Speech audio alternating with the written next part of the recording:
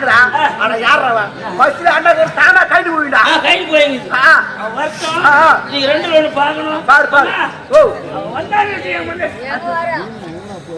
மாமா. மறப்ப இப்பதான் மாமா ஞாபகம் வச்சு வந்துச்சா? கஷ்டப்பட்டல. ஆமா உடம்பு ஒரு மாதிரி இருக்குது. ரெண்டு ரெண்டு பாக்குறேன். பாரு ஒரு 200 ரூபாய் கொடு. யாரு உனக்கா? நானா? உன்னை நம்பி நான் 200 ரூபாய் நான் கொடுக்கணுமா? காசு மார்க்க தூசு கூட உன் பக்கம் போவது போட மாதிரியா?